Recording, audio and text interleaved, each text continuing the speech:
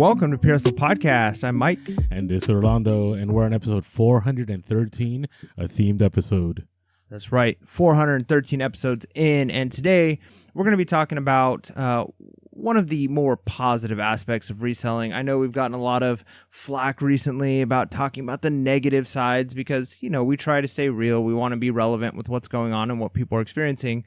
But the reality is reselling is amazing. And today we're going to be talking about how reselling can make you a better person. And so this is one of our themed episodes. If you're new to Pure Hustle Podcast, every Wednesday we drop a long form content episode, typically about an hour or so long, maybe a little longer. And 1 week we do updates where we're talking about what's going on in the reselling world. And then the next week we talk about, you know, a specific topic, a theme like today. And if you haven't come on over to YouTube, hit the like and subscribe and hit the bell notification on YouTube because every Monday, most Mondays, we go live. And so you don't want to miss those live episodes either. So Orlando, what's our first one here? All right. So it is interesting because I feel like in the beginning of the podcast, you know, we always felt that like people look down on resellers. Like remember I would get phone calls, people asking me if I was okay. Like, are you all right? Are you going to make it? And, you know, this kind of what we're going to talk about applies if you're someone that really wants to like be successful. Like not somebody that's kind of like, oh, I hate this. I don't want to do this. And, you know, it's kind of one of those that you got to embrace it kind of deal. I mean, you got to embrace a little bit of being willing to put in that work. And that's what we've been about Pure Hustle Podcast. So when I say, you know, reselling can make you a better person, I truly believe that is the case. If you're willing, and I hate using this word, but to put in the discipline to make things happen, right? So the first thing is I do believe reselling makes you a better person because in the end, like the very basic thing is that it provides an avenue of resources for you and others. Right. I mean, before reselling, I remember I would be working, you know, as a teacher, and the only money I could make would be maybe if I did a Saturday school or if I worked a summer school. And that was it. Right. We were confined to that paycheck, living paycheck to paycheck every 2 weeks. And it was brutal. And I'll never forget back in, I think it was 2007. You know, when I was married at that time, I remember my wife at that time had said, hey, why don't we go to the store that sells brand new jeans that they sell at Costco at a discounted price?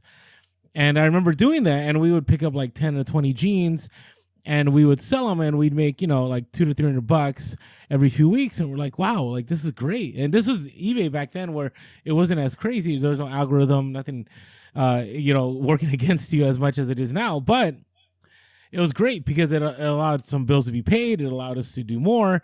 And then as I continued reselling and going into full time, I've been able to do far more than I was when I was even a school administrator because of the potential of eBay.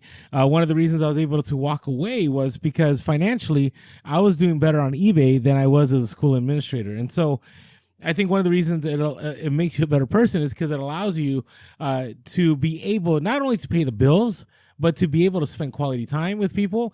Some people use their money that they get from reselling for date night. Some use it for vacation. Some use it for that gift. Some people pay their way through college or pay loans. And so I want people to always remember that, you know, if you really want an opportunity to make money, I think with the lowest barrier of entry, reselling is very, very important. Yeah, that's good. I mean, honestly, you know, a lot of times when people start reselling, you look to the big YouTube channels or the people who have got big stores, and the most successful resellers are going to be the ones who are doing it full time with a lot of experience. But the reality is, I think most resellers aren't those full-time huge store resellers. I think most people get into reselling because, just like you said, it's an avenue to make a little bit of extra money. I know so many people in all walks of life that when you start talking to them, you find out, hey, they do a little bit of selling on eBay too, or they've done some reselling, they've sold stuff on Facebook Marketplace. And the reality is it's such a quick and easy thing to do in order to make money. Now, I say easy, it takes work, right? Yeah. When I say easy, it's like you mentioned, a low barrier of entry. If I wanted to say, you know what, I'm going to make some extra money by doing some plumbing or some electrical work, well, unless that's the field you're in and you can, you know, you've already got the certs and all of the qualifications for that, you're not going to be able to just pick up that kind of work. A lot of people will do other side gigs. They might start driving for Uber, and I've seen just the crazy hours and little pay that a lot of them will make trying to make a little bit of extra money. And it's amazing that when people realize, hey, if I spend a little bit of time learning how to do this and put in a little bit of work, going to some garage sales, thrift stores, just surfing Facebook Marketplace, I could easily make an extra $500 a month, which for a lot of people, that's what it is. That's what they want to do. And that allows them to, like you said, pay for a car, pay for date nights, pay college loans, whatever it is. That extra $500 a month could be the thing that allows somebody to live comfortably as they might be struggling now. So yeah, reselling is definitely something that allows you to provide for others and yourself. Another thing that makes reselling allow you to be a better person is it causes you to start thinking bigger picture about a lot of things. We've talked a lot about, reselling for some people is a vehicle or a starting point to other ventures that they're going to later on take. A lot of resellers they may get into real estate. They might get into investing. They might start another business. And a lot of the skills that you start to learn with reselling can really start to develop the essential things that you need to succeed in those.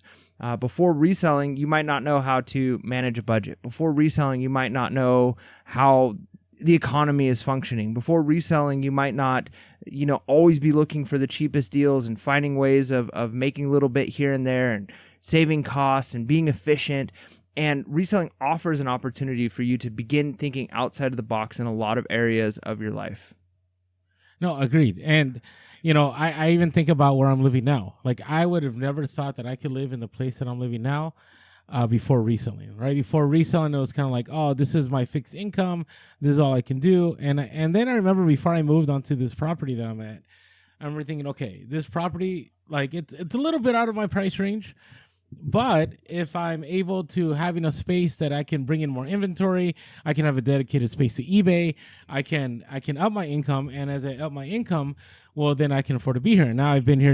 I'm entering my third year, and it's been great. It's been great. Yeah, I mean, if you've been listening to podcasts, I've been flowing, right? Things have gotten rough, but still, I was still able to make things happen. Right. I thought I was able to think outside the box. I was able to go, okay, I can do this. I even think right now my son is off at college, and the school that he's at is not cheap. And before reselling, it would have been like, nah, you're going to go to the state school. Like we have no opportunity to go anywhere else. But now he's going to, I believe, the best school he can go to. And it's costing a little bit, but the potential that he's able to make, because he also has his eBay store and I have my eBay store, and we're able to make the funds necessary. It's allowed us to think bigger instead of just staying confined to one space. And so I really appreciated that about reselling, because I got to tell you, back in the day, like it's just that one paycheck, right? You don't think about multiple streams of income. And I would say over time, as the podcast has developed, right, we've been very big on like, hey, everyone, like, yes, reselling should be your mainstream, but you got to think bigger. Like, is there other opportunities that maybe you can funnel the money that you're making reselling into other opportunities? Now, you had mentioned this just recently about that reselling forces you to get on a budget, forces you to do these things, and that is so true. Like, if you really want to be successful in reselling, reselling is going to force you to be organized, right? I don't know a lot of resellers, at least on the e-commerce side on eBay. Maybe you could get away with being unorganized if you're like going to the flea market or the swap. I still think there has to be a certain component of organization, but to sell on eBay, to sell on Amazon, to sell on all those platforms, you have to be willing to, number one, have some kind of bookkeeping. And we have My Reseller Genie. We'll talk about My Reseller Genie a little bit. You have to be willing to track your mileage. You have to be willing to organize where your inventory is. You have to put in the work to have systems in process as far as how you're going to ship, how you're going to list, so you're efficient at it. Because if you don't have all those things in play, reselling is only going to take you so far. And so reselling, I believe, forces you to do that. I think about the book. I think it's up here. Atomic Habits, right? We would have never. Oh, there goes my fingerling or something. It just fell off our shelf. We read Atomic Habits, and one of the reasons we read it is because of reselling and the podcast. We thought it'd be useful to everyone that listened. It was very useful to me. And the reason we brought up Atomic Habits is because reselling, there has to be a habit component to it, right? That you either are listing at a certain time, you are taking pictures in a certain space in your house.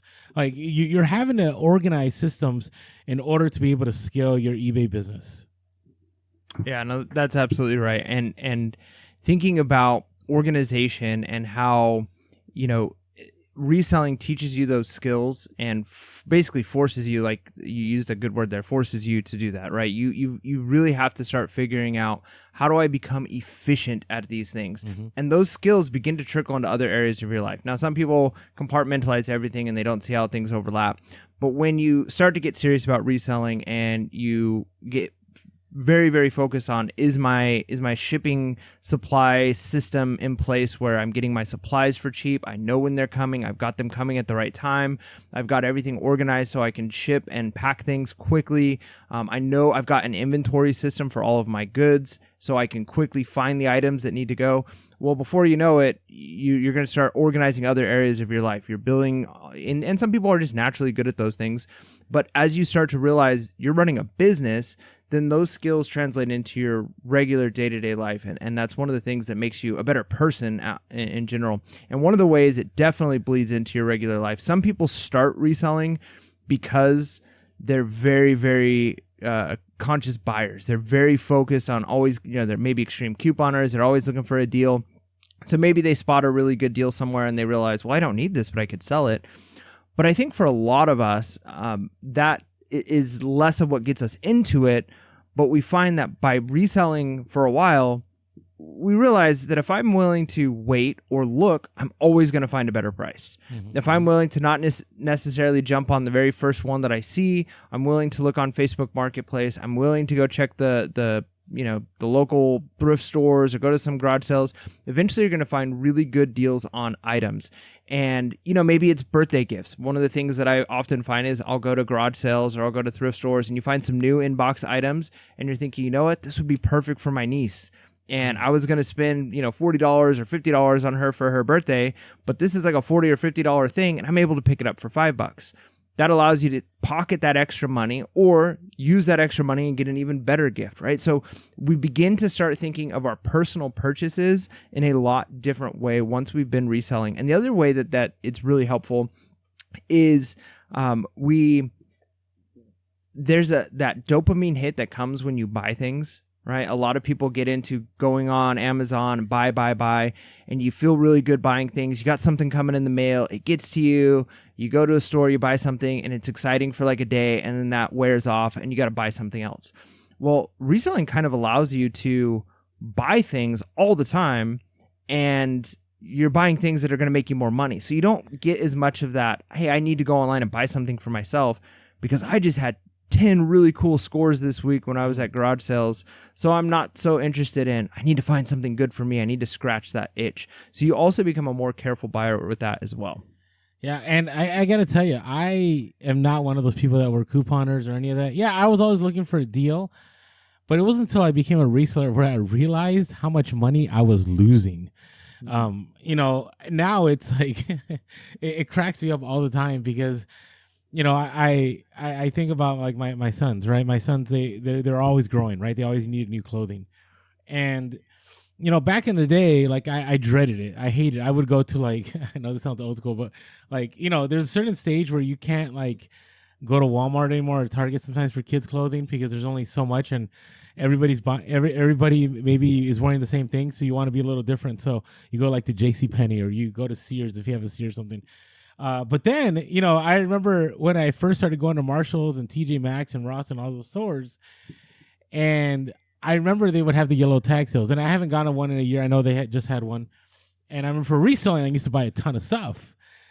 And then when I started sourcing, I go, you know what, this is crazy. Like my son could be wearing like, $90 jeans and I'm only paying like $10 for them. Right. Or, you go to, you would do a lot of retail arbitrage. I did with Nike for a while. And I remember my son had some awesome backpacks, had some awesome shoes, had great apparel. And it was because as a reseller, as I was always sourcing, always in the back of my mind, I was like, all right, if I see something that is this size, I can buy something for him. Right. And so even though we weren't as wealthy as the community that my son's private school was, he was able to at least look like he was because of the deals I was able to get, right? And so you're always a conscious buyer. I mean, I think about the fact that, I never buy anything really anymore at any of the retail stores, right? I'm always an eBay buyer. I'm always an Amazon buyer. Amazon actually has better deals than eBay sometimes when it comes to brand new items. When I'm looking for quality, so I think of like there's t-shirts right now. They're just trash. Like if you buy like any kind of t-shirt, they're not very quality. But if you buy like vintage stuff, I mean, you get it for a good price. It's gonna last you a lot longer, right? And it looks a lot better. And so you definitely become a far conscious buyer. You always realize that you're paying retail, but you're just paying because that store is trying to upsell you on stuff. And I would say they're just trying to, they're trying to make a business, but they're looking for the ignorant buyer, the buyer that isn't going to go, I wonder if I could buy that on eBay, or I wonder if Amazon has that cheaper. Right. And I definitely believe reselling has made me a more conscious buyer. Hey, before we move on, though, I do want to talk about my reseller genie. We brought it up a little bit. So one of the things it does force you to do in reselling is you have to keep track of things, because if you don't keep track of things, it doesn't matter how much money you're making. You're going to end up losing money in the end, right? If you're not tracking your mileage, you could be losing thousands. Like the one year that I did retail arbitrage like crazy back in 2020, I think I had like 30,000 plus miles that I had driven sourcing, right? If I did not keep track of that, I would have been losing money. I had a ton of inventory one year that I bought, and some of it didn't sell, and I couldn't, I didn't have anything to tabulate like how much I sold and how much I didn't sell. But my Reseller Genie is a bookkeeping tool made by resellers for resellers, and it allows you to keep track of your profit and loss. It allows you to keep track of your inventory, and most importantly, you can import all your eBay stuff, all your Poshmark stuff. So when it comes around to tax time, there's only so much work you have to do because it's already done a lot of the work in the background, and you can just submit that to your tax person, and you can get things sorted out. So if you haven't checked out my Reseller Genie, go to the link below and use our code Pure Hustle, all caps. You'll get 15% off the first month. Again, Pure Hustle, all caps, get 15% off the first month in my Reseller Genie. Yeah. All right. Now, this next one is one of my absolute favorites. Is being a reseller makes you a better negotiator. Now, we did a great book. What was the name of it? It was Never Split the Difference. Never Split the Difference. That's right. We did one of our book reviews on that book, and man, we learned a ton from that. But the reality is, a lot of those things, maybe not specific in the same detail as it goes into the book, but were things that we kind of learned through just reselling. We learned a lot of those skills just by interacting with people, how to have a little bit of awkward silence, how to not give the first number, how to maybe give a low anchor if you need to. And negotiating is a really big thing in a lot of aspects of life. A lot of people don't realize how many things you can negotiate, right? Like, obviously, you're getting a car. There's a little bit of wiggle room at most places. You could do some negotiating. But a lot of people feel very uncomfortable with that. They're not sure how to negotiate. Maybe you've got a potential promotion at work, or if you've got a normal 9-to-5 job, maybe you're looking to get a raise. Well, before reselling, you might feel very uncomfortable going to your boss and saying, here are the things that I have to offer. Here's how much I need to get from you. And the more you resell, the easier it is to do these things, because you're used to hearing some no's, you're used to having leverage, you're used to understanding how to communicate with people when things are going poorly in a negotiation and how to pivot. And so by reselling, going to garage sales, doing Facebook Marketplace, sometimes even on eBay to eBay arbitrage, you're able to hone those reselling skills. I think it was it 4-hour work week we did, or maybe it was another one where accepting no. Yeah, where it was the try and get 100 no's in a week, just to remove that feeling of, well, I don't want to ask for this because what if they say no? What if they say no? Okay, if they say no, perfect. So once you can kind of desensitize yourself to hearing some no's, it allows you to be a little bit more bold with making some negotiation. And that is one of the most important things as a reseller. We often say that money is made when you purchase the item. Obviously, that money is realized when you sell it, right? And you actually get the cash in hand. But if you're buying an item up front, excuse me, and you are you're paying 25% more than you need to. Well, that's cutting into your return on investment. So learning how to negotiate, and again, it's uncomfortable for a lot of people, but it's one of those life skills that's going to transfer into so many areas of your life. No, I agree. And, I know there's many people that are listening that they never negotiate and they're resellers, right? So maybe they just go to the thrift store or so on. But I encourage you, if you have not, do it. Just get uncomfortable. Make it happen, because there's plenty of people I know that negotiate at thrift stores and get even better deals. And I think once you realize that there's so many more possibilities by negotiating, you're going to always want to look at that deal. And you know what? The other side of it is that you're going to get comfortable with getting rejected. It's one of those things that at first, I remember I would hate getting rejected when I was trying to negotiate a deal, but sometimes you got to walk away. And if you're able to take that no and come back, maybe a few days later or weeks later on a deal, it's going to be great. I do that all the time when I'm trying to do Facebook Marketplace or offer up. I'll offer 50% on 50 items in a week. And I'll get no, like over and over and over again. And I'll come back to those items 3 weeks later when they haven't sold. And I said, hey, I know that it was a no, but, any thoughts on this? And some, if I just get a handful of those people going, you know what, I really want to move this. No one has really offered. I'm willing to do this. You're like, wow, I'm so glad I attempted to do that. I'm thinking about that right now. There's a signed 49ers helmet right now that I ended up buying. I bought a printer. Oh, talk about conscious buyer. So my son went off to college and I wanted him to have a toner printer, right? So he's not having to always print in the library and so on. And I was able to find a like $100 something HP laser printer for $20 online. Right? Talk about conscious buyer, right? Save that money. It worked. Everything was fine. But when I was in that place, there was this nice 49ers helmet. And it was like, I don't know if you remember who Dwight Howard is, but Dwight Howard had this famous, The Catch in the early 80s, where, they pulled off the win and it's signed and everything. And I'm like, all right, I'm going to ask him about this helmet, which I would have never done before if I wasn't a reseller. Right. But now as a reseller, I look at it and I go, hey, so what are you doing with that helmet right there? It seems that you have stuff all around it. And he goes, you know what? Actually, I was drinking too much and I ended up buying that in an auction by accident. And I was like, oh, okay. And I was like, well, since you bought it by accident, are you willing to sell it then? Is that something that's not as something you really want? He's like, yeah. He's like, I think I can sell it. I'm like, hey, by the way, I'm a reseller. Here's my card. What are you asking for? And he kind of wanted a little bit too much at that time. I said, you know what, let's talk in a few weeks. And if you're ready to move on that, maybe you got a buyer here. And now I'm going to have a nice, hopefully in a few weeks, a nice 49ers helmet. But again, the two things that we just talked about, one being a conscious buyer and then being a negotiator, right? That things I would have never have thought about before. I would have just came in, bought that printer and left. Instead, I decided to stay, have that conversation. And, if I get that helmet, I'll bring it on the podcast and I'll show it. Nice. So, there you go. If I get it. I like it. All right. Hey, before we move on to our hustles of the week, which we always have crazy hustles of the week. And we actually have a do-over on one because we messed up. I messed up on two of them, but we're going to do over on one of them. People still made a lot of money. I just wanted to correct it. Hey, if you have not been following us on social media, we are Pure Hustle Cast on Twitter and we are Pure Hustle Podcast on all other platforms.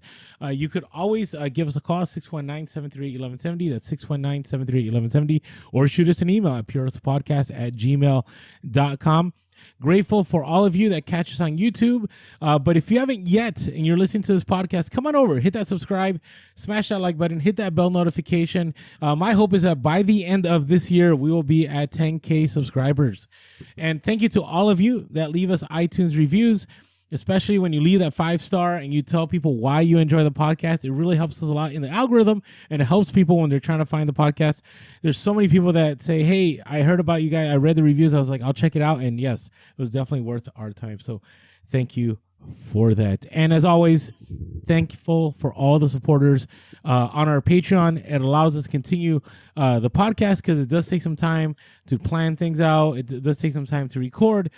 And in the end, it actually motivates us to keep going. And so grateful for all of you. Just for $5.55 a month, you can help support the podcast on Patreon. What that does, it opens the door for you to get on the Discord, the Pure Hustle community, where we have all kinds of resellers, all kinds of people thriving in that community. So if you want to check out our Discord, Join our Patreon, patreon.com/PureHustlePodcast, or go to the link below for $5.55 a month. Nice. All right, let's talk about some hustles of the week. Hustles of the week. Come on, hustlers. It's the freaking hustle of the week. Yeah. All right. So our first hustle of the week comes from Katie. This was a Gmail. We love when we get Gmails. Orlando and I were actually just talking for the podcast, man. We need to go through and clean it out. We read all the emails, but we're really bad at keeping it organized, which is one of those things we should be better at, because we talked about that earlier. But we do get to them. So here is one that came from Katie. It says, first of all, I love your show and your content. I've been reselling for 4 years, and your show has been invaluable. So I enjoy sourcing books, book sets, Bibles, unique titles. They're cheap, easy to photograph, and easy to ship. I recently purchased Where the Red Fern Grows first edition for 50 cents at a garage sale. When I was photographing it, I noticed it was actually a signed first edition. There was only one sold comp, so I listed high at around $750. I took a couple of months, but I finally accepted an offer of $500. I don't have many of these type of hustles, but they definitely motivate me when I do. Thank you for all your hard work and information you provide for us resellers. Thank you, Katie. And then I don't know if she wants us to share the eBay store or not.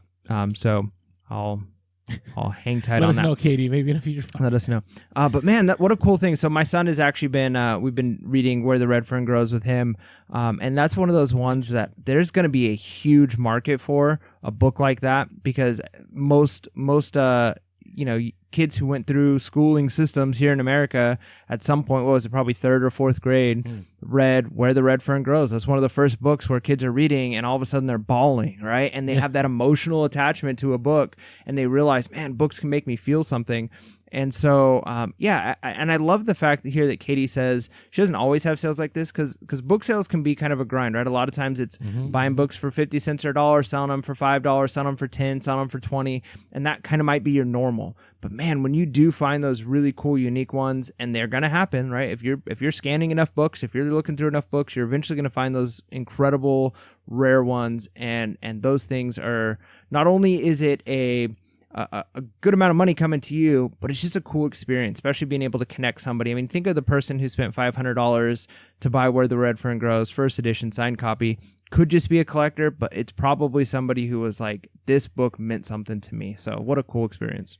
Now, here's the interesting thing about all our hustles of the week, except for the redo, they're all books. And I thought we would just keep it in that theme because, books are easily overlooked, right? I can't tell you how many estate sales I'm like, I don't want to look at the books, or I go to a thrift store, I don't want to look at the books. So I thought we would throw them all here on the hustle of the week. So our next one comes from somebody who has had multiple hustles of the week on the podcast, The Endless Thrift, the.endless.thrift on Instagram. It said, always check out the book section. You never know what you'll find. Surprisingly, this is the first non-clothing item I have sold in weeks. This particular set was a very limited release by Easton Press, and they were still sealed. Paid $15.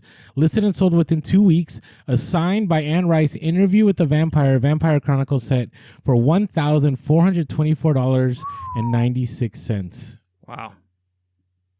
That's big. I know. The thing is, I probably wouldn't even have picked it up. Now, this next one you're going to share, I know for sure we wouldn't have picked up. But again, the odds of you finding this is kind of crazy. This motivates me to go, you never know what you'll find. The fact that you found one that was sealed, okay, and not only was it sealed, but again, signed just like the Red Fern Grows was signed, it's just crazy to me. Yeah. I mean, I'll never forget selling all of those 007 books that I had that were like early edition, still sealed in their packaging. So sets like that can definitely do, incredible. What a cool sell. So our next one, you say you wouldn't pick it up. I've actually picked up some similar things, not for this kind of money. But our next one comes from Resell Champ on Instagram. So it's been a minute since I've had a sale this big. Picked up a set of sealed new 1980 Britannica Great Books of the World. It was a 54 book set and paid $100 at an estate sale for it. Flipped it in less than a month for $1,000 plus shipping. Holy smokes! Now, Orlando, you wouldn't pick up a sealed set like this? I mean, it's a lot. Okay. It's a lot to ship. All right. Sealed changes everything. But how many times do you go to an estate sale or garage sale and there's all kinds of Britannica stuff? It's like National Geographic. It's like everywhere. Yeah, that's true. That's true. But I've done really well on like what is it? The Time Life ones, the Time Life sets. Yeah, occasionally if you can get a whole set of like Civil War or Birds or something like that, if they're in pretty decent condition, you could typically pick them up really cheap. And if you have the complete set, a lot of times, yeah, you're going for a couple $100 around there, depending on which set it is. And so because you're shipping media mail, it's not too bad, right? Like you're paying per pound, and maybe there's cheaper ways of shipping it too. So it's a lot. They're heavy. You're looking at real heavy boxes there, and the shipping can be crazy. They take up a lot of space. So you want to make sure there's a good sell-through rate on them. You don't want to pick something up that doesn't have a lot of sold comps unless it's really, really unique, because then that's probably why there's not a lot of sold comps.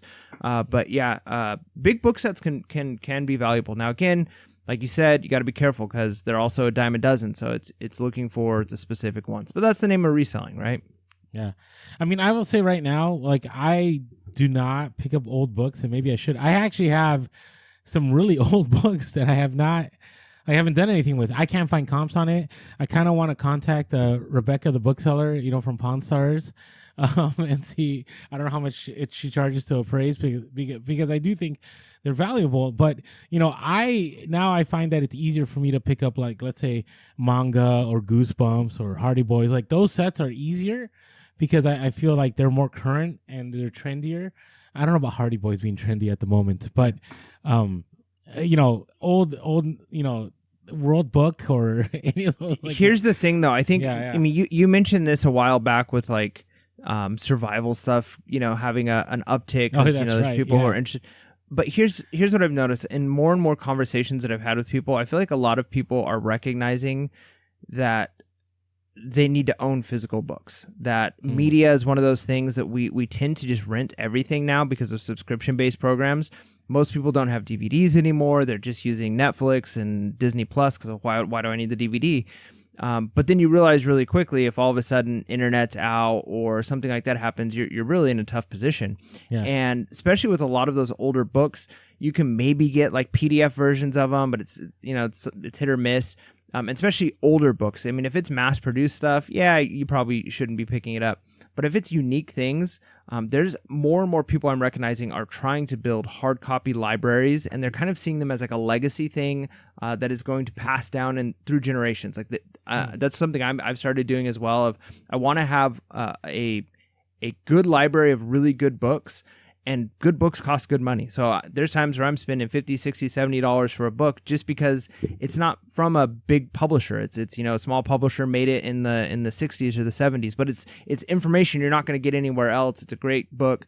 And so having those actually, I think a lot of people are starting to realize, you know what? I need this in a hard copy because how else do we preserve it?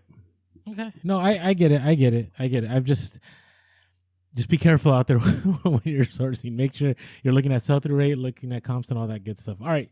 This next one, this is a do-over. I just thought we'd bring it up. This was from Misha Lee _that's_me on Instagram. We had, I think, 2 themed episodes or maybe a themed episode ago. We had mentioned about the cast iron dumbbells. And she had messaged me. She's like, you talked about the $80 one, but there was another set. So picked up 2 sets for $1 a piece. $1 a piece. Sold one for $80, and then another set, the vintage York 12 pounds round cast iron dumbbells for $190 plus ship. And I go, man, that's just crazy. You just never know. You just never know what you're gonna come across. There's 2 sides to this. There's the one side that you got to be careful that you're not like hoarding everything, going, oh, this might be valuable. I don't want to move on with this. You got to just look up the comps, look at sell through. And especially if you have a huge haul, and if it's not worth anything, get rid of it, right? But if it's worth something, then, just get it listed and sell. And be willing sometimes to take a little bit less just to move the item because you could end up, that's my problem right now. I have a lot of items that I should just have moved a year ago, and now I'm not even getting offers on. So, but yeah, the cast iron dumbbells for $190, that's just crazy. So thank you for alerting us on the gram. That's crazy. Yeah, and I think you said, were they dumbbells or were they? They're dumbbells. Dumbbells. Okay, they weren't kettlebells. No, not kettlebells. No. Okay, all right. I've sold kettlebells for good money back in the day. Yeah. kettlebells can do well too. All right, so my hustle of the week, I'm breaking the book theme here, just because I didn't have time to think through a lot of the hustles I've had over the last week or so. But one just came through like right before we started the podcast here, and so I thought I'd talk about it. So we had a pair of Hudson jeans. We have quite a few jeans. I've stopped sourcing clothes very much though, so I have a pretty good memory of which clothes when I sell them, like, oh, I remember picking that up, because my inventory of clothes keeps going down because I'm selling them.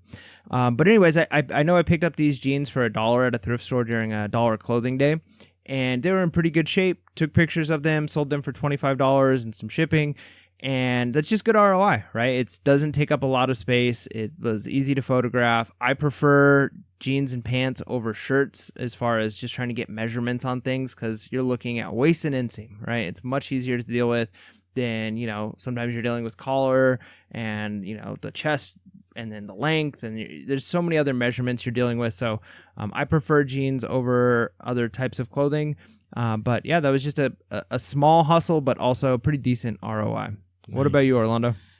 So a while back, like 2 years ago, I had picked up a bunch of vintage items from a house that pretty much was lived in, and the owners were looking to sell the house, and they were just offloading. It was actually one of the families I had worked with in the homeschool community, and they had connected me with their aunt and their uncle, and they reached out, and they're like, hey, Orlando, we have all this stuff. And I remember when I went to this house, it was like certain parts were trapped in time. So I went into this kid's bedroom, and it was a kid's bedroom from the 70s. Like it hadn't changed. Like all the posters were still up from the 70s. All the comic books, all the toys were still there. And it was great. I mean, I picked up a lot of Hot Wheel red lines. I picked up a lot of other vintage toys. But one thing they had was a lot of posters. And they had these pretty cool psychedelic posters from back then. And one of the ones I picked up was bright pink, and it had a dragon on it, and it looked pretty awesome. And I'm sure with like a black light and everything, it looked really cool. I'm sure, it was just one of those things that people looked, thought it was cool. And so I remember I decided to eventually list them, and I was so mad because here's the thing you have to realize: when posters are from like the 60s or 70s or 50s, you got to be really careful because it can become pretty brittle. And so I don't know if that's the right word, but while I was unrolling it, I ripped, like, I think it was like a 6-7 inch rip across the very middle of it. And I was like, oh, like this is like a $300 poster, and I just ripped. And it wasn't even it wasn't a small rip, it was a major rip.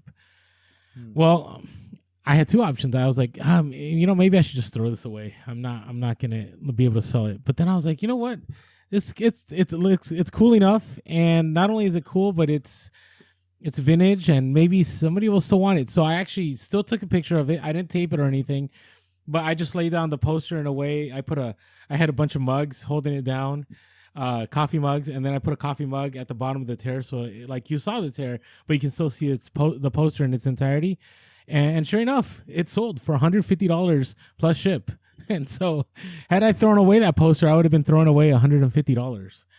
And so it's just a reminder that, you may damage something that's vintage by accident, but that doesn't mean that it's still not sellable, right? Some things might be beyond, but, for a reason, this person bought it and they were happy with it. And actually, it still looked good as long as you're able to tape it from the back or whatever, you're still able to do good. So I was happy with that hustle of the week. Nice. There you go. All right, Mike. So let's talk about a little. Oh, by the way, thank you everyone for your hustle of the week. Let's talk about how reselling continues to make you a better person. All right. So let's see here. Why don't you pick up the next one? All right. Well, I'm gonna just pick random bits here because I know one of them that you had discussed was the idea that in reselling, right? Maybe you take those funds and you put them into the stock market. Maybe you put it into crypto. Maybe you invest in a business. And I will tell you, I've never understood economics better than when I became a reseller.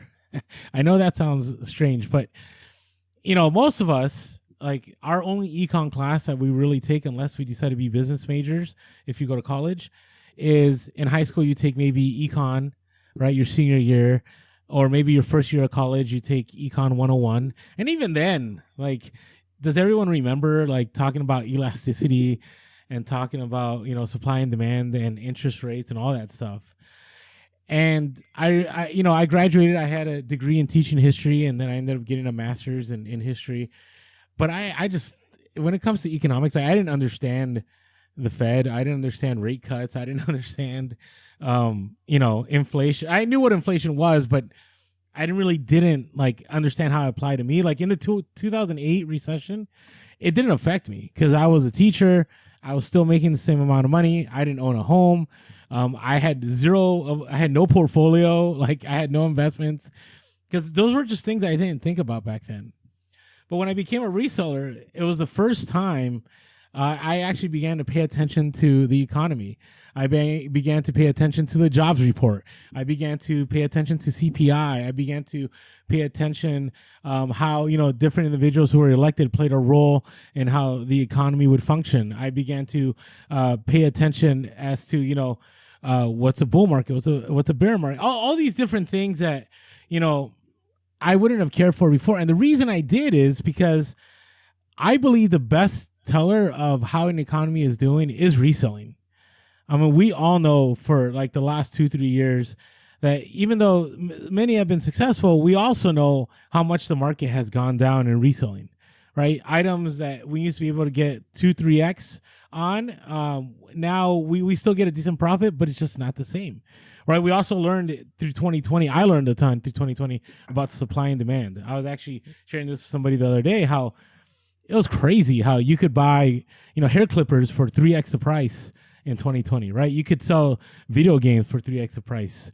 I had those Fisher Price wannabe Peloton bikes that I was buying for $50-$60 and I was flipping them for $300, right? And that's because I was paying attention. I realized that when those stimulus checks hit, that people were going to have a lot of money, right? And so the first round was kind of a surprise because we thought it was the end of the world. And then reselling just started taking off. I remember May 2020, reselling was going crazy. And then in June, and then more stimulus checks came, and I was like, wow, like this is crazy. And so anytime I heard that there's a stimulus check, I'm like, I'm going to keep buying. I'm going to keep buying because I'm going to be able to sell and sell.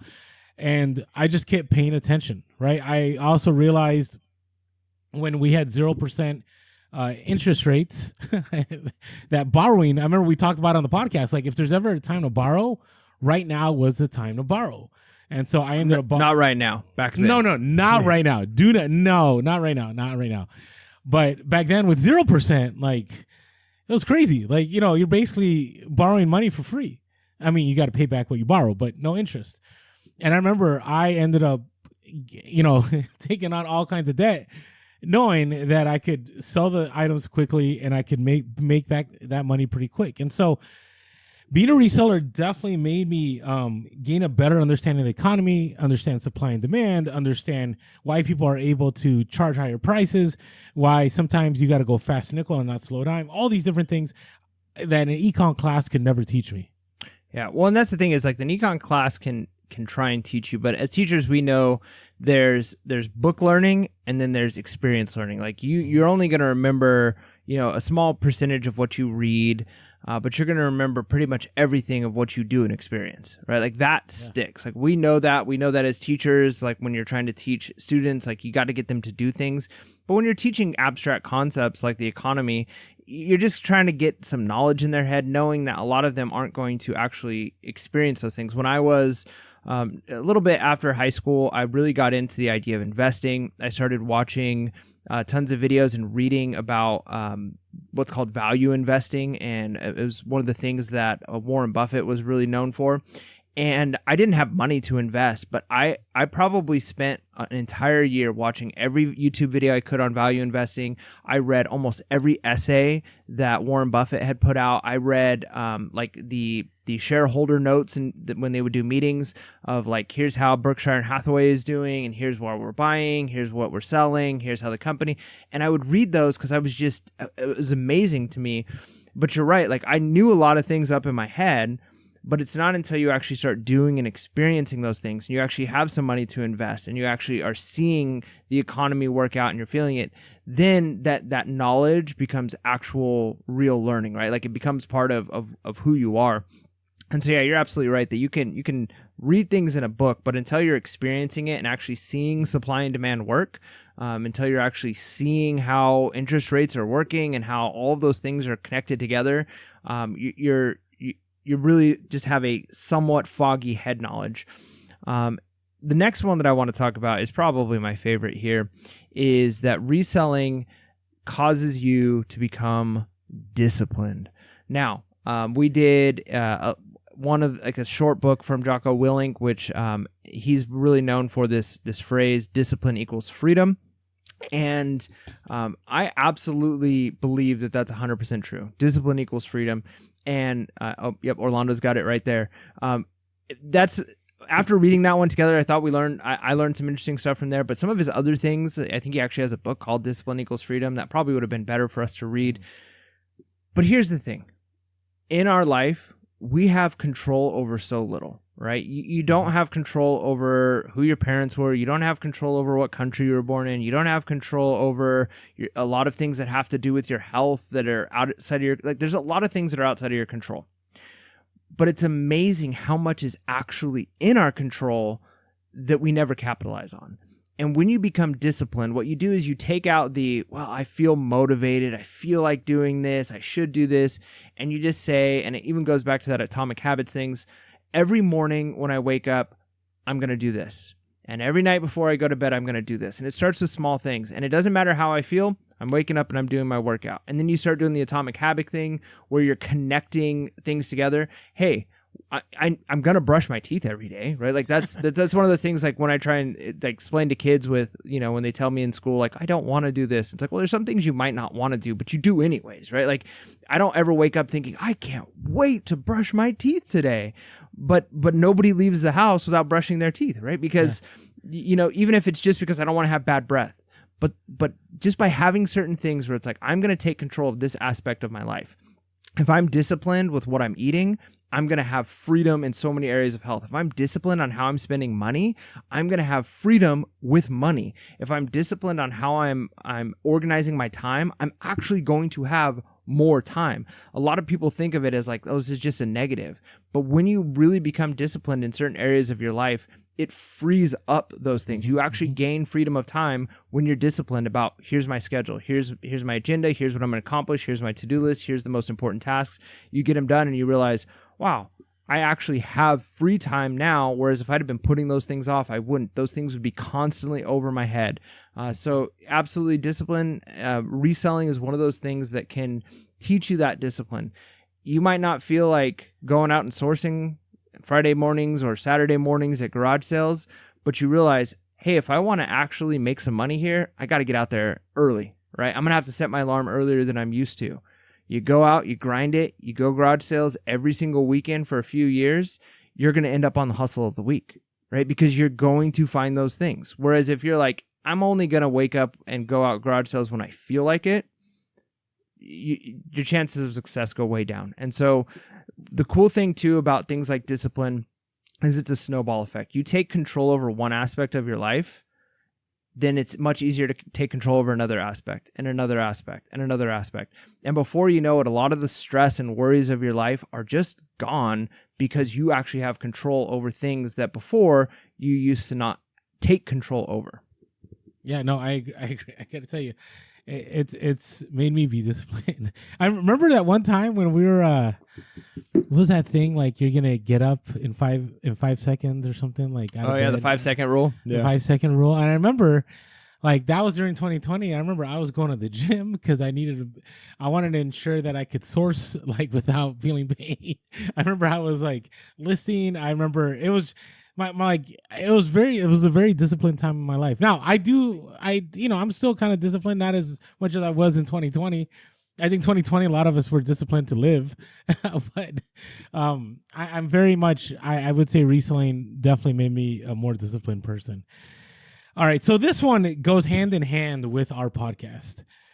Reselling definitely forces, not forces, I hate using that word, allows you, and it did allow me. It allowed me to want to help others because, here's the thing. You see a lot of people that are struggling financially, like maybe, for example, at my workplace, right? I was an administrator, and I would go and talk to teachers. And Mike was one of the teachers, and there's only so much money in education, right? That's just the reality of it. And most places of education, it's not merit. I would say 99% are merit based pay. I do know some places that are, but they're all on a salary. What do you call those? Salary scale, right? Salary scale, like Pay scale, yeah. Yeah, pay scale, right? So you're kind of limited in what you do. And so I remember, like, I would tell people, like, hey, you know what? I know, like, you're like, oh man, I want to find other ways to make money. And I would see teachers doing all these different things. I kind of mentioned this earlier in the podcast. And I said, hey, why don't you try reselling? Like, I've been doing this for a little while, and it's really helped me. Maybe if you pick up the few items, like, I can show you how to source, I can show you how to list. And I did that with a handful of people. Mike was the first one to actually be like, let's do this. And that's where Pure the Podcast came from, right? It was from, me sharing stories with Mike, and Mike saying, hey, you know what? I kind of want to start reselling. And, I was leaving education to be a full-time reseller. And so we decided to do the podcast where Mike would document, being a new reseller, and I would document being somebody who's resold for a while, and we would have this podcast. And now it's been 7 years, I think now, which seems like forever now. I think we're entering are we in year 8? I don't even know anymore. I've lost track. 2018 was when everything started. So year 6, whatever it is. Okay. And, not only have I been able to help Mike, Mike and I have both been able to help thousands of people indirectly, right? The whole podcast, we weren't trying to be gurus. We weren't trying to sell a course. We were just like, hey, this is what we do. This is how we do it. This is, our ups. This is our downs. These are mistakes you should avoid. These are things you should do to be successful. And then over time, it helped a lot of people. And I think reselling, I would say for a lot of people, it comes natural to them to know, hey, I had a really difficult time financially, and reselling kind of pulled me out of that. And you know what? If I see somebody, if I see my neighbor, or I see somebody at church or somebody at my workplace, I may bring up that conversation and say, hey, you know what? There's a way for you to just make a little bit more money. Let me show you. Let me tell you what we can do. I don't know. Where do you land on that, Mike? Yeah, no, I think that's right. I think most resellers that I know are, if they're okay with sharing, they're a reseller, because we've talked before about the stigma that is associated with reselling, which has, I feel like, shifted a lot. It is definitely doesn't have the same negative stigma that it used to have. But I can't tell you how many people that I've talked to who, yeah, they say things like, yeah, I'm really struggling. I'm trying to pick up some extra hours here. And not everybody wants the help. You can offer the help to people, but it's such an easy thing to do. Say, hey, you know what? I do some reselling. Do you want me to show you how to do it? You can make an extra couple $100 in a month. It's not that hard. Like, let me show you how to do that. I'm not trying to sell the pipe dream of you're going to get 6 figures by next month. Like, that's not what we're doing here. But yet it's such an easy thing to help share with other people on how to do. And you help, as resellers, you help a lot of people in a lot of ways, right? Going back to something like that book sale, where the red fern grows, from our hustle of the week. A lot of times what we're doing as resellers is we're connecting people to items they really need. Like that's an aspect too that can't be overlooked when it comes to helping others, is when you're buying things and you're then selling that item online to somebody else. Yeah, you could say, well, they could have gone to thrift stores and found it too. And it's like, really, could they have found that size of that cut of that? Like, maybe if they do like I do and go every single week, several times a week, maybe they run across it. But if there's someone who's struggling financially and they're like, I just need a pair of jeans at a decent price, I can't go and buy them new for $90 or whatever they cost new, but I can get them for $25. I'm connecting those people to those items, and we're helping each other. And so that's one thing to just remember too about reselling. And lastly is the time factor. Reselling allows you to be a better person because it frees up time with other people. I think about how invaluable time is. Like, if someone were to offer you just a bunch of money, but in exchange for that money, you're going to have to like shorten the amount of time. Like, hey, I'll give you X amount of money, $1 million, $2 million, but you'll be dead by the end of the year. Right? Like, most people would be like, you know what? I don't know if that's worth it. Right? Like, I have some life ahead of me. And when you think about time that way, you realize, well, if I would rather have another 30, 40, 60 years of life instead of maybe another $1 million or $2 million right now, then my time is actually really, really valuable. And where it's most valuable is spending it with your family, spending it with your friends, spending it with your community. And even though reselling can be an extra job and you're doing extra work, when you have that money and you're not so concerned about paying your bills, you're not so concerned about, I can't afford to take my family out to eat, you actually have more time to be with them. And if you make that shift from part-time to full-time, it gives you freedom of your time. So you can go from, hey, you know what, I'm still going to be working 40 or 50 hours a week like I was at my 9 to 5, but I can adjust my schedule so that I'm at my kids' soccer games, so that I'm not missing these important events, so that I get to do that camping trip that I might not have been able to take time off from work for. And that's the kind of thing, that's the kind of almost non-monetary value of reselling that I think a lot of people overlook when they say, you know, hey, I'm making the same amount now that I was making before. Is it really worth it? Well, that freedom of time can really make it worth it. No, listen, these last few years have been amazing because of reselling. It's allowed me to be a better father. You know, I don't have to say, hey, I can't go to this, I can't do this because I have to work. And I remember before the birth of my second kid, I remember working at In-N-Out Burger, and I also valeted along with teaching. Okay, so I was putting in a full day's work as a teacher, and then I'd go and I'd valet from 5 p.m. until about 11 p.m. and then I'd come home. And the next day I'd do it all over again. And then on the weekends I'd teach, and then on Friday evening I'd work at In-N-Out Burger. I'd work on Saturday, and I also work kind of part-time on Sunday after church. And I remember, like, I didn't see, I had one kid at that time, I didn't see her that much, like, at that time, like, because I was busy working. Had I known about reselling at that time, it would have been a whole different scenario, right? And even the first few years of my two boys, I wasn't a full-time reseller. And I remember, picking up extra jobs, trying to do what I can. And I missed out on a lot. But now in these last 7 years as a full-time reseller, I've had so much time with my kids. I think they got sick of me being around so much, which I'm okay with. But reselling gives that option. And I'm not saying you have to be a full-time reseller to spend more time with your kids. Like, even being a part-time will just open that door to you, right? And so that part-time also will allow you to have the cash flow to kind of afford to make time. I heard somebody back in the day tell me, like, sometimes you got to spend money to spend time with your kids. And it's true, especially I feel like when they're teenagers, like, you can't convince them to, like, hey, let's go shoot the basketball, or let's go, play three flies up. But you can say, hey, you know what? We're going to go grab dinner at this place you like. You want to come? Right? And, they're going to come along. And guess what? Because of that money you made from reselling, you can do that. Or you can make that Disneyland trip that, most kids won't turn that away, right? They won't turn away a Six Flags trip. And because of reselling, you're able to spend that quality time. So I truly believe that the avenue of reselling allowed me to be a better parent. And not only that, I want to go further into that.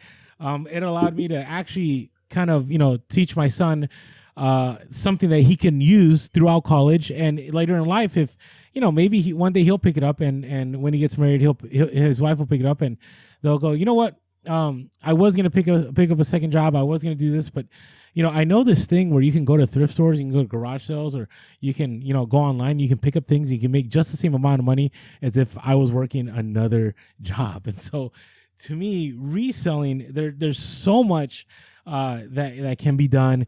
I definitely think the positives far outweigh any negatives there are in reselling. So you have a little more to add here, Mike, or we get? No, I think that's good. Out? Yeah, I think that's a good place to wrap it up. All right, so hey, appreciate everybody tuning in. If you haven't yet, make sure to hit that like button, subscribe, hit that bell notification. Thank you, everyone who's listening on the podcast or catching us on YouTube. And as always, looking forward to our next podcast. And with that being said, make sure to be real, be relevant, and be reselling. Peace.